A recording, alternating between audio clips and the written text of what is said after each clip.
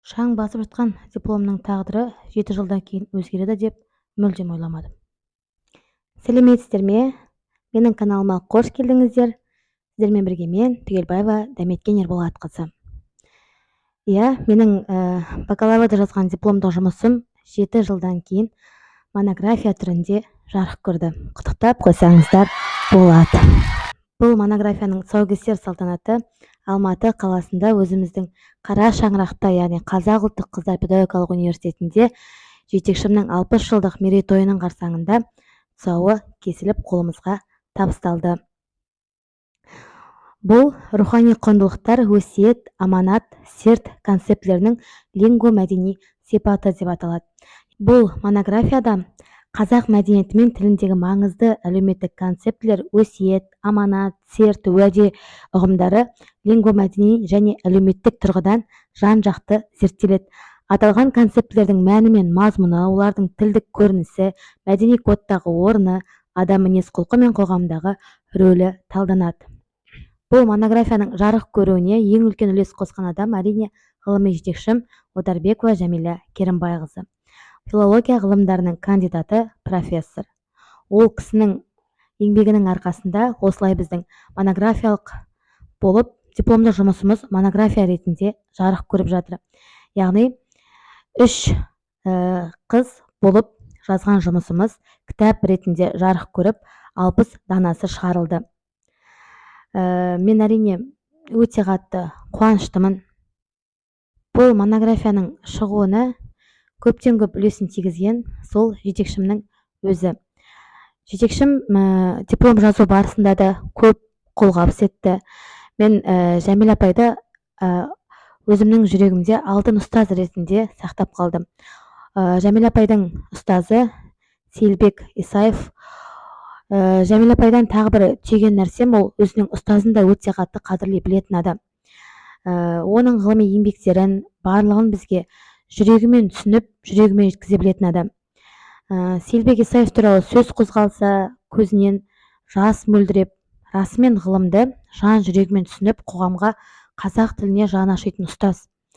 Осындай ұстаздан тәлім алған біз жаман шәкірт болмаймыз деп сенем.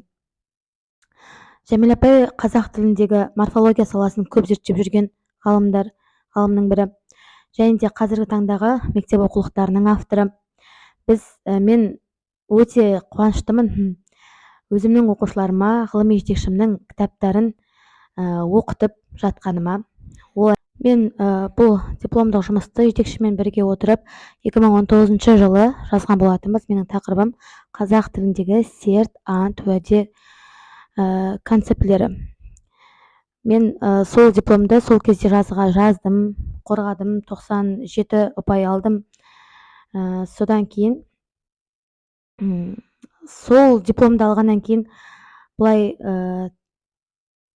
мүлдем ойлаған жоқпын. Монография ретінде менің дипломым бірнеше жылдан кейін жарық көреді деп. Жазу барысында біз көркем шығармалардан көп оқып мысалдар жинадық. Қарапайым 3 сөздің мағыналарын біз тереңірек ашуға тырыстық. Көбіне сүйенгеніміз көркем шығармалар болды. Себебі көркем шығармалар сол заманның, сол кездегі сөзді қалай қолданып жатыр, неге байланысты қолданып жатыр деген сияқты өзінің, қалай айтсақ болады, күнделікті бір нәрсесі болды. Біз соны оқу арқылы кезінде осындайды білдірген екен осы сөз, демек мағынасы осындай болуы мүмкін деген сияқты нәрселерді бірігіп жазып шықтық. Содан кейін ұстазым Жәмила Керімбайқызы осы жұмысты тереңдетіп монография түрінде шығарсақ қалай қарайсың деп маған қолқа салды. Біз ол кезде Ақтау қаласында жүрміз, жұмыс жасап кеттік. Қатты бір аса мән берген жоқпын, жақсы апай дедім. Бірақ соның арасында да апайымыз өте қатты еңбекқор адам, өмірін жұмысына арнаған адам, ғылымды ерекше жақсы көретін адам. Оны көрген, білетіндер өте жақсы білет. Сөйтіп бір күні онлайн байланысып жүрдік апаймен. Содан кейін сенің дипломдық жұмысың неге ғаламторға салынып кеткен, өзің салдың ба дейді. Мен дипломдық жұмысымды салған жоқпын. Студ kz дейтін сайт бар еді ғой, соған дипломдық жұмыс салынып кеткен. Менің дипломдық жұмысым соның ішінде жүр екен. Ал бұл кітапқа шығу үшін ол антиплагиаттан өтпей қалады, интернетке жарияланып кеткен себепті. Солай мен студ kz-пен сөйлесіп, оның авторы мен алуыңызды талап етемін деп біраз арада келіспеушіліктер болды. Сөйтіп жүріп, бұл жұмысты интернеттен жойдық.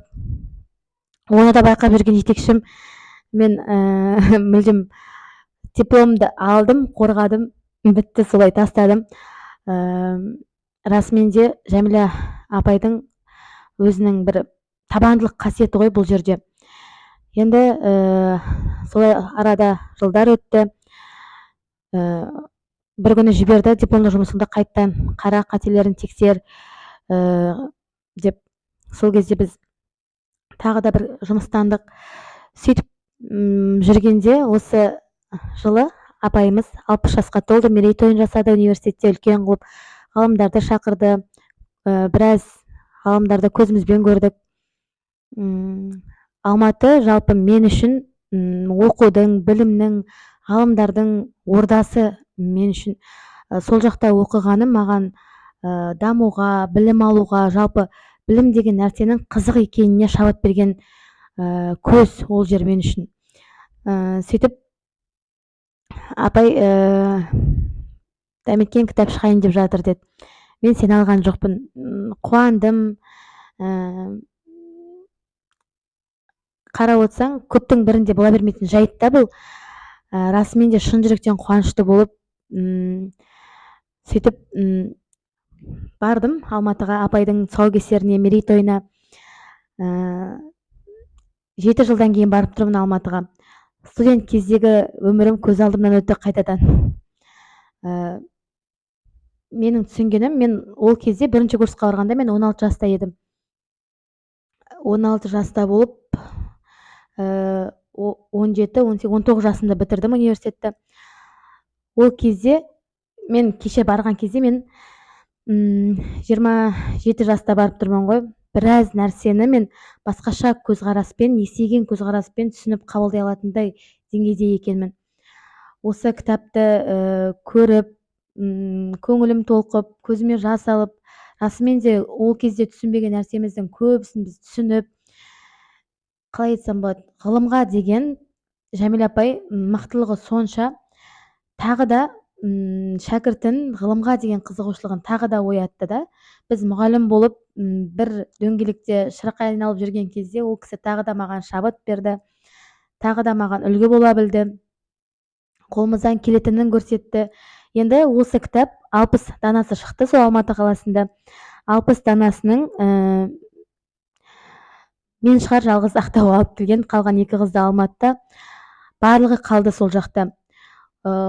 Демек, біздің дипломдық жұмысымызды мен жаздым, жетекшім оқыды. Сол дипломдық жұмысты қорғайтын кезде бағалағандар білді. Одан кейін басқа ешкім білмейтін еді ғой. Енді мына сезімнің өзі мені қуантады. Бұл дипломдық жұмыс керек. Оны білдей бір ғалымдар оқиды. Себебі Жәмила апайдың ол жерде өзінің абыройының жоғары болғаны, оның білімі үшін оқиды, оның шәкірттерінің еңбегі қандай деп біреулер сынап оқиды деген сияқты. Ол жерге көптеген тіл іліміндегі филологтар келді.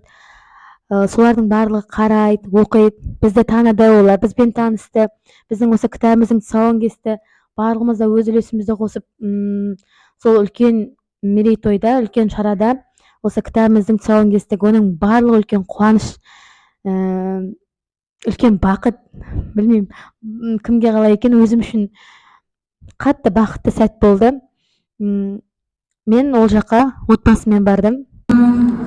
Нұрғалиева Назерке, Дінбай Эльмира Түгелбаева Дәнеткен, Ақтаудан арнайы отбасымен келіп отыр екен Дәнеткен. Енді осы авторлардың, қосалқы авторлардың барлығы осы жерге шықса екен дейді. Балаларым, менің қызым мен ұлым көздерімен көрді. Оларда ойлаймын білімге деген олардың да бір махаббаттары, оң көзқарастары пайда болды деп. Себебі анасының кітабы шығып жатыр.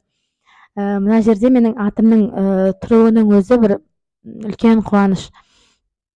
Мен айтудан жалықпаймын, барлық еңбек ұстазымдікі. Ол кісі өзінің табандылығымен осы нәрсені қолға алып, ойына келді, қолға алып бастады.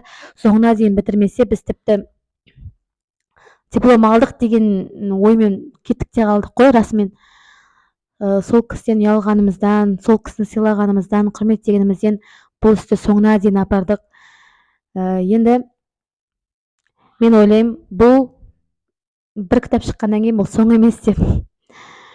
Мен жалпы ізденгенді, дамығанды өте қатты жақсы көрем. Енді бұл қазақ тіліне қосқан үлесіміз. Енді сол ғылыми бағытқа көптеп бағытты бұру керек. Сол жалпы бұл мыңның бірінде болатын қуаныш деп ойлаймын. Расымен де өте қатты бір толқынысты сезім болды. Айтып жеткізу, түсіндіру қиын сияқты болып тұр. Жалпы солай.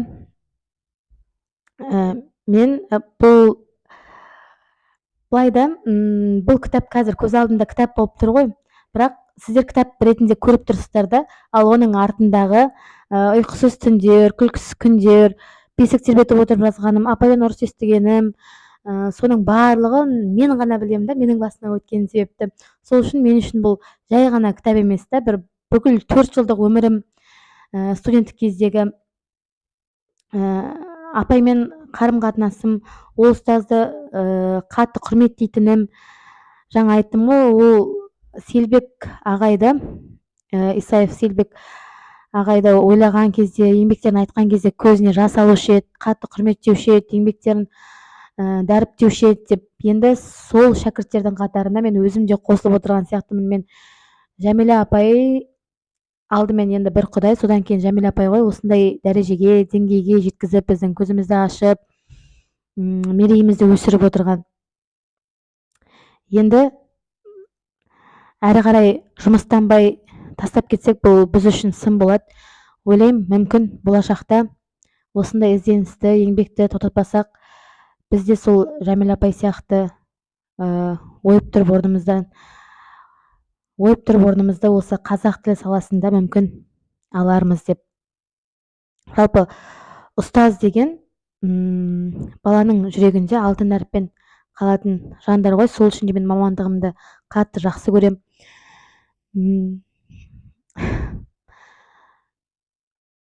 Жалпы сол шәкірттердің жүрегінде алтын әріппен жазылатын жай ғана ұстаз емес, өмірлік ұстаз болуды барлығымызға, осы мамандығын жақсы көретін, еңбектеніп жүрген барлық ұстаздарға сондай болуды тілеймін. Шәкірттер бізді есіне алғанда шын жүрегімен, бар ықыласымен бізге рахмет айтатындай деңгейге жетсек екен деп. Мен үшін бұл үлкен тәжірибе, қуаныш, марапат болды. Ұстазым Отарбекова Жәмила Керімбайқызына шексіз алғысымды білдіріп, басымды иемін. Өзі сияқты шәкірттері көп болсын. Шәкірттері де Жәмила апайдың орнын жалғастыратындай, ғылымға үлес қосатындай мықты маман болсын. Қазақ тілінің дәрежесін, деңгейін жоғары көтеретін филологтар болсын деп тілеймін. Өзімнің осы қуанышыммен арнамда бөліскім келді. Менің арнамда жаңа дамып келе жатыр. Сіздерден жақсы пікірлер алудамын. Оның өзі мен үшін үлкен қуаныш.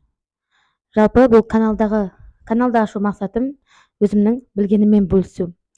Бүгін енді жан дүниемді айтып жатырмын ғой, бір нәрсе қоса салайын. Мен негізі журналист болуды армандадым. Бірақ анамның ақылдылығының арқасында, көрегендігінің арқасында мен осы мұғалімдік саласына келдім. Әрине, бұл мамандықты да мен бала күнімнен жаным сүйеді. Енді осы журналист болудың гештальтын мен осы YouTube каналымда жауып жатырмын. Демек, қарастырсақ мүмкіндік табылады. Сонымен мен осы каналды біріншіден өзімнің жақсы көруім, қалауым, арманым болғасын жүргізіп жатырмын. Екіншіден сіздерге пайдам тиіп жатыр деп ойлаймын.